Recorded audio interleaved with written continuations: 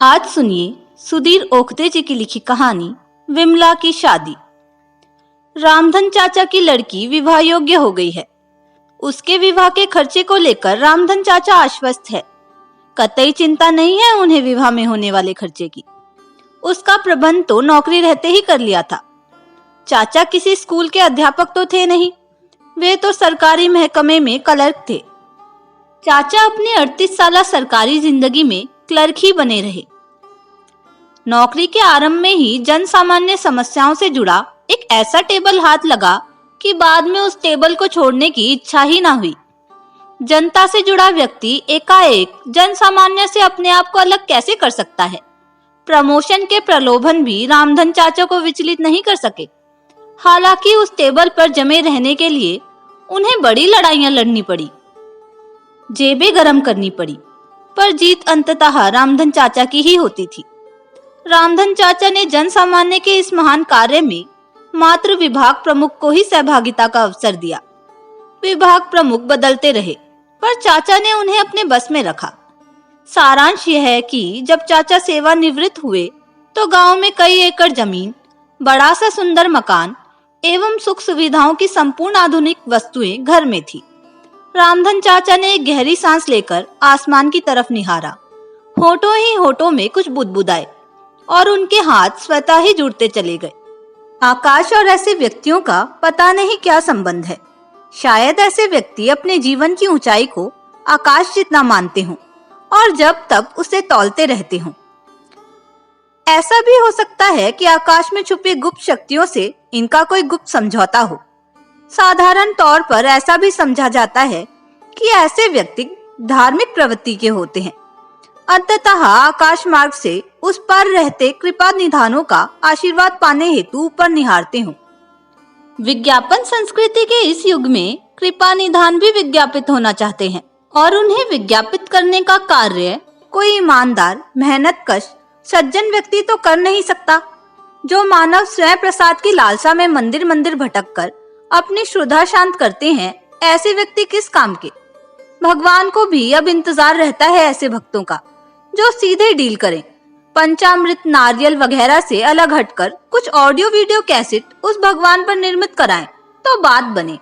इधर कुछ भगवानों के मीडिया एकाधिकार पर अन्य भगवानों का विचलित होना सहज स्वाभाविक है।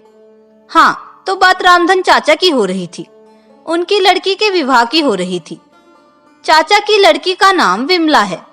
उच्च पद सा गोरा रंग, घोटालों सी बड़ी बड़ी आंखें, रिश्वत से लुभावने होंठ, आश्वासन सी मधुर वाणी, लंबी रकम सा लंबा कद, धन धान्य से भरी हुई किसी मर्सिडीज की तरह, भरी भरी सी, उभरी उभरी सी, पर साथ ही नाजुक और कोमल कोमल सी, जो देख ले तो बस देखता रह जाए।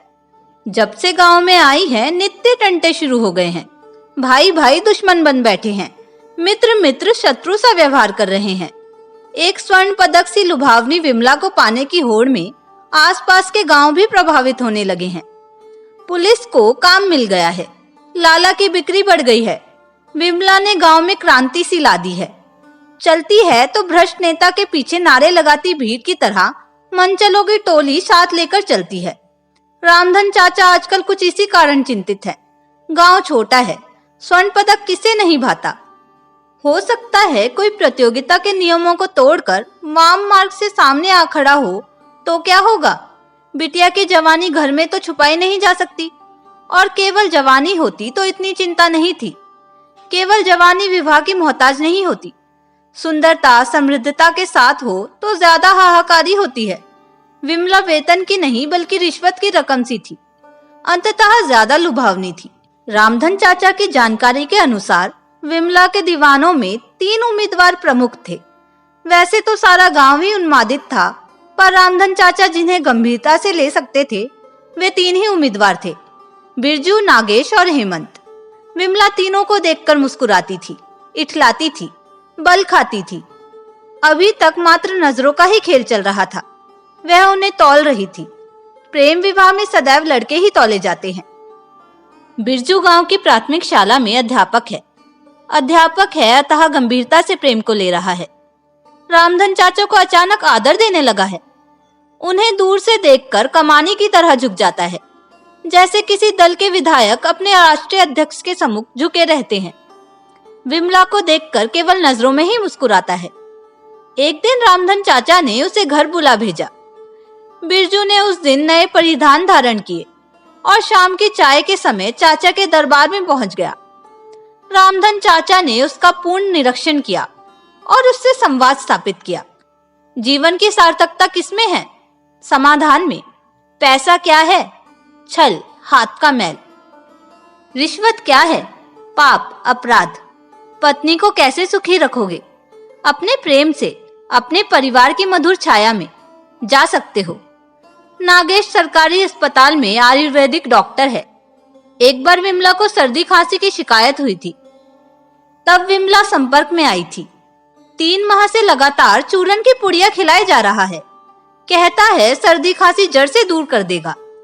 नाड़ी परीक्षण के समय विमला को टुकुर टुकुर ताकता रहता है। विमला शर्माती है तो स्वयं भी शर्माता है। आज उसे संदेश मिला है कि उसे रामधन चाचा के घर बुलाया है। वह उनके घर पहुंचता है। जीवन की सार्थकता किसमें है?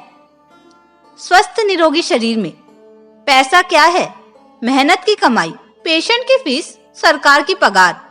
रिश्वत क्या है? गुनाह। पत्नी को कैसे सुखी रखोगे? अपनी तनख्वाह से, अपनी दवाइयों से, अपने प्रेम से। जा सकते हो। हेमंत गांव का थानेदार है। सरकारी जीप से एक चक्कर पूरे गांव का जरूर लगाता है। जब से रामधन चाचा गांव में रहने आए हैं, थानेदार साहब की गश्त में तेजी आ गई है। अब तो जब तक उनकी जीप विमला के आसपास से गुजरती रहती है। वह विमला को देखकर कभी कभी सौम्य गालियां भी देता है। इन गालियों की चर्चा पूरे थाने में है। गालियों की सौम्यता के कारण थाने के लोग विमला को बाई साहब मानने लगे हैं। हेमंत अभी अभी हफ्ता वसूली से लौटा है। मुख पर परम संतोष है। रास्ते में 2 मवालियों से टकरार भी हुई थी। उन्हें पवित्र रिश्तों से जुड़ी गालियों से नवाजकर थानेदार पूर्ण संतुष्ट नजर आ रहे थे कि उन्हें रामधन चाचा का न्योता मिला। थानेदार साहब मुस्कुराए और बोले, बूढ़ा रास्ते पर आ गया है लगता है। साला मेरे से कुछ ज्यादा ही सरकारी आदमी है। शाम को निर्धारित समय पर हेमंत रामधन चाचा के सामने उनके मुंह पर सिगरेट का धुआं उड़ाता बैठा था। जीवन की सार्थकता किसमें है? अबे रिश्ता तो कर, तुम सबका जीवन सार्थक कर दूंगा। पैसा क्या है? जीवन की मुस्कान, सुख, समृद्धि, सब कुछ। तू कितना देगा दहेज में? रिश्वत क्या है? रिश्वत ही तो जीवन है, अर्थों से भरा जीवन। तनख्वाह तो पत्नी है, रिश्वत प्रेमिका है। मदमाती गरमाती, किसी पराई सौंदर्यवती की तरह लुभावनी। बुढ़ाऊ रिश्वत को समझने में वर्षों लग जाएंगे। उसकी व्याख्या सीमित शब्दों में संभव नहीं है। पत्नी को कैसे सुखी रखोगे? थानेदार से ऐसा प्रश्न पूछते तुझे शर्म नहीं आती? हमारे यहाँ सिपाहियों की पत्नियां राज करती हैं और तू मेरी होने वाली पत्नी के सुखी होने को लेकर शंकित है। भारतीय पुलिस व्यवस्था पर प्रश्न चिन्ह लगाता है। रामधन चाचा कृत्य हो गए। उनके हाथ थानेदार के सम्मुख जुड़ते चले गए। उन्हें अपेक्षित वर जो मिल गया। विमला शर्माती सी थानेदार के सम्मुख आई, जिसे देखकर थानेदार के मुंह से फिर से कोई सौम्य सी गाली निकली, जिसे आज सबने सुना और सभी खिलखिलाकर हंस पड़े।